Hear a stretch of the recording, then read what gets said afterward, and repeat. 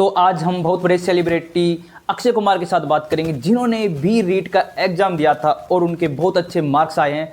चलो इसके बारे में हम उनसे बातें करते हैं। तो हाय अक्षय जी, जैसे कि आपके रीट में 139 नंबर आए हैं, आपने 11 गलतियां की है, तो आप बताइए कि आपने वो 11 गलतियां कहाँ पर की है? जी 16 11 नहीं 16 हुई थी।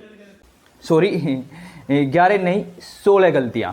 तो आपके 134 नंबर आए हैं। वो 134 नंबर भी आपका बहुत अच्छा स्कोर है, मेरे से तो एक नंबर ज़्यादा ही है, क्योंकि मेरे 133 और आपके 134।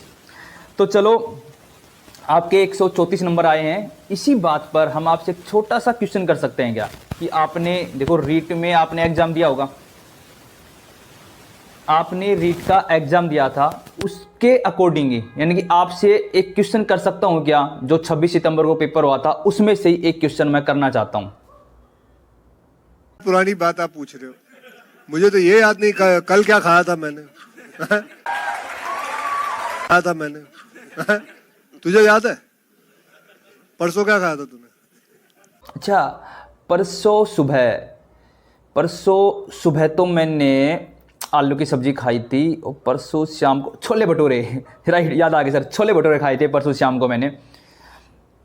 शाम को दावे से बोल सकता है, झूठ बोल रहा है तू, दावे से बोल रहा है तू।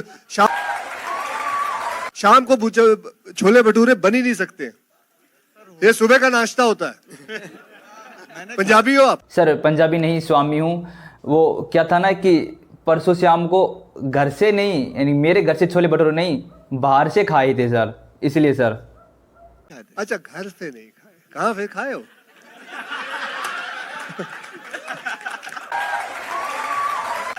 किसके घर पे खा के आए हो? चलो कोई बात नहीं सर, ये मैगजीन में मैंने पढ़ा था कि बीजेपी का एक सांसद है जो ये दावा कर रहा है कि रीट में जो लेवल 2 है उसमें 140 प्लस 1,23,000 स्टूडेंट है। ठीक है, इसका मतलब है कि कट ऑफ अंदाजा लगा सकते हो कि 142 प्लस जाने की संभावना है। तो जिसमें आपके 134 नंबर बेकार है। आप कितना सहमत हो इस बात से? मैगजीन मत पढ़ा करें, ये लाइए। ये मैगजीन है, मैं फेंक दूं, कह रहा हूं, सच कह रहा हूं। बड़ी बेकार चीजें होती है, इन्होंने कई लोगों का घर तबाह किया हुआ है। सच कह रहा हूं, सच कह रहा हूं। बैठे बैठे कुछ भी लिखते हैं। सर क्या आपने ये सोचा था कि आपके 134 नंबर आएंगे, आप बिल्कुल सिलेक्शन के नज़दीक होंगे, और अचानक आपको ये पता चलेगा कि ये रीट पेपर कैंसिल हो गया है? जाएंगे? नहीं, कभी नहीं सोचा था सर, ये एक बहुत, ये कभी नहीं सोचा था बस। क्या सर आपको ये चिंता नहीं होती कि आपके 134 नंबर आए, अब ये कैंसिल हो गया है, नेक्स्ट रीट में पता नहीं आप अच्छा परफॉर्मेंस कर पाओ या नहीं कर पाओ? काफ़ी ऐसे दिमाग में कुछ चलते हो? मुझे नहीं लगता कि उसके अंदर इतनी चिंतित वाली बात हो। मुझे नहीं लगता सर कि उसके लिए मैं अपना मॉरल डाउन कर लूं या कुछ ऐसा कुछ सोच लूं कि यार ये बात गलत है। नहीं सर, जैसे कि सर चिंता का विषय ये है कि जैसे कि आपके जो ससुर जी थे, राजेश जी, उन्होंने राजस्थान में पटवार में फर्स्ट रैंक लेके आई थी। जो आपकी सासू जी थी वो महिला सुपरवाइजर में सेकंड रैंक लेके आई थी। तो कभी ऐसा तो नहीं आपकी बीवी सोचती हो कि सास ससुर टॉप एंड दामाद जी फ्लॉप, ऐसा कुछ हो? हाँ, थोड़ा बहुत कभी कभी वाइफ से ताना मिल जाता है कि look at my dad, look at my mom, they got national award, you have not received. So वो ठीक है, बस वो थोड़ी बहुत बात चुपती है, वरना आपकी बात या किसी और की बात बिल्कुल नहीं चुपती जी। सर किसी ने मुझे कहा था कि आप यानी कि हीरो बनने से पहले आपका सपना था कि आपको राजस्थान में 3rd ग्रेड टीचर बनना है, और आप उसकी बहुत अच्छे से तैयारी भी कर रहे थे। इसमें सर कहाँ तक सच्चाई है? एक्चुअली किसी ने कहा नहीं, मैंने खुद कहा था। और ये एक इत्तेफाक की बात है कि मैं फिल्मों के अंदर आ गया। सर याद है रीट की तैयारी का जो आपके अंदर जुनून आया था वो आपके पिताजी के एक थप्पड़ की वजह से आया था? बस एक बार याद है, गुस्से में अपने मेरे पिताजी ने मुझे एक चांटा लगाया था और कहा था क्यों मैं पढ़ने में इतना अच्छा नहीं था, तो बेटा पढ़ेगा नहीं तो क्या जिंदगी में तू क्या बनना चाहता है, तो मुंह से निकल गया था। अच्छा, मुंह से निकल गया गलती से कि मुझे रीट की तैयारी करनी है और राजस्थान में 3rd ग्रेड टीचर बनना है। जी सर। वैसे कभी सोचा नहीं था। एक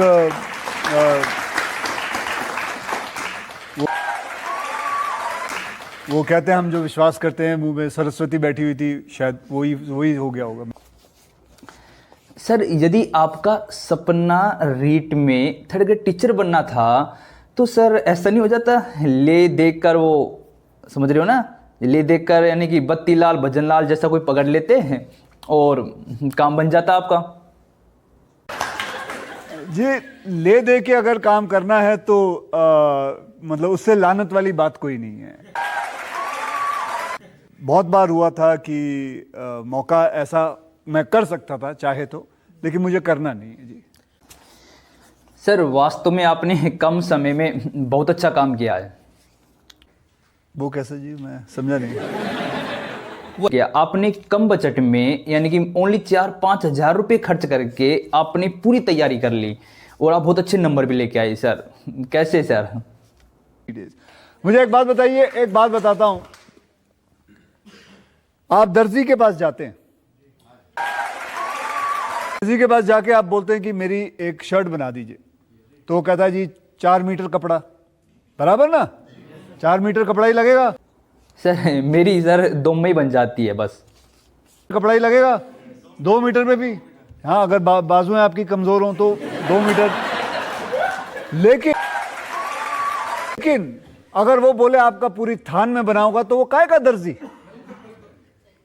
काय का दर्जी? सर आपकी बात बिल्कुल समझ में आ गई है कि यदि हम एक कम बजट में हम अपना बेहतरीन तरीके से पूरा काम निकाल ले तो सर वो परफेक्ट इंसान है सर।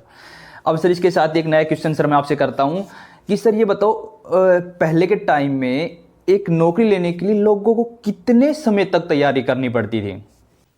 पहले तो उस वक्त 2-2, 2.5 साल लगते थे।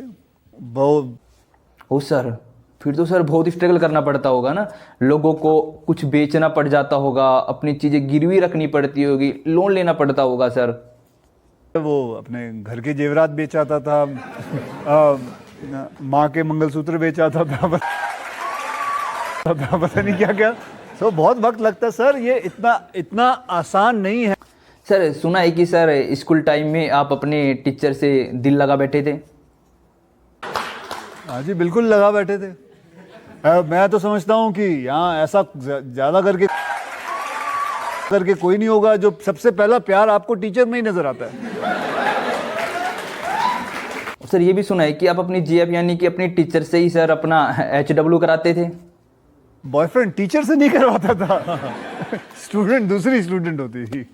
मतलब सर क्लास में और भी लड़कियां होती थी?